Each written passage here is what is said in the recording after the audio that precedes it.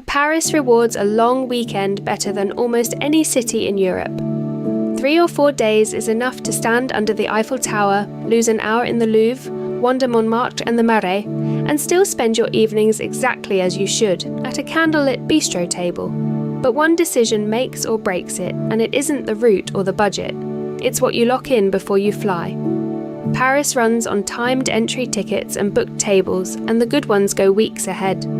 Decide which handful of things are fixed appointments, book those early and direct, then leave the rest of the day completely empty. Start with the season, because it changes what a weekend here feels like.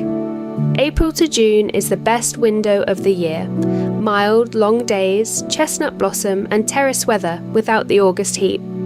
September and October are just as good and quieter. The city comes back to life after the summer exodus, every restaurant is open again, and the October light is why photographers love the place. July and August are hot, busy and partly closed. A good number of the best bistros shut for 2 or 3 weeks in August while their owners take their own holiday, so check your shortlist is open before you build a trip around it.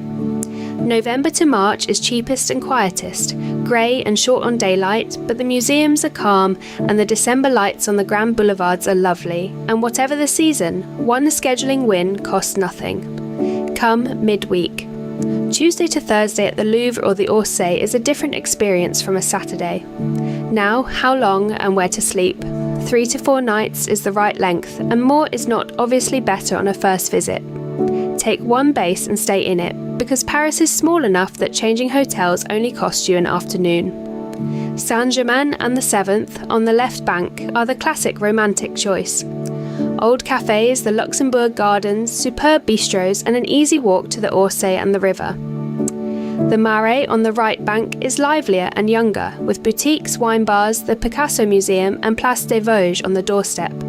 It's the best area if you want to walk home from dinner at midnight. And if this isn't your first visit, look at the 11th around Oberkampf or the 9th below Pigalle. Quieter, cheaper and home to the city's most interesting new restaurants. 2 places to avoid, the foot of the Eiffel Tower and the Champs-Élysées. Both look central on a map, and both are the least interesting streets in Paris to walk out of your front door. So what actually needs booking? Treat the big sites as fixed appointments. The Louvre and the Eiffel Tower run on timed entry that sells out days or weeks ahead in season, and booking direct on their own sites is cheaper and more flexible than a reseller. Notre Dame is open again and free to enter, but reserving a slot in its official app saves a long queue. The same goes for dinner.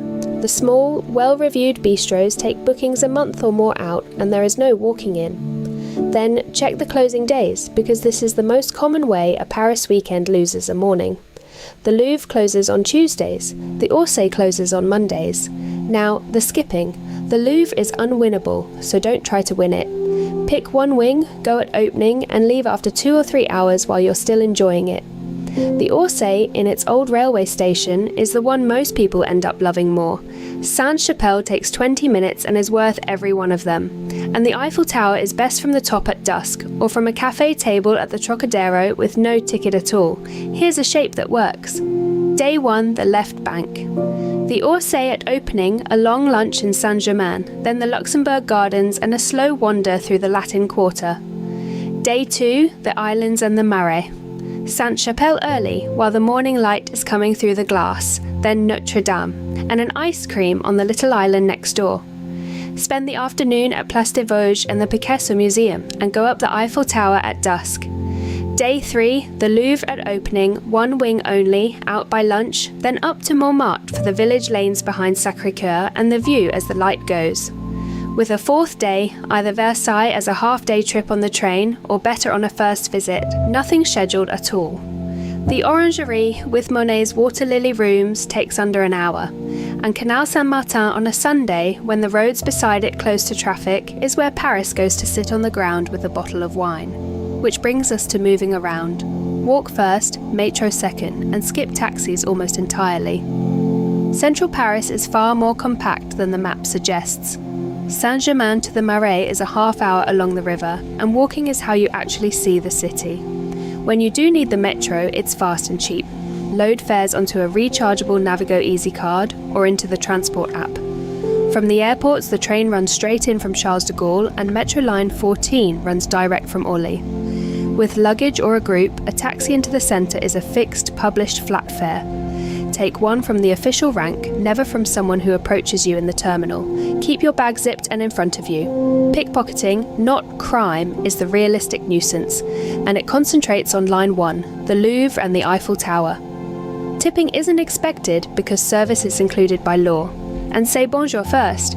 Greeting someone before you ask for anything isn't optional politeness in France. It's the whole basis of the interaction. One last thing, if you're travelling as a group, Parisian restaurants are small. A table for 2 is easy.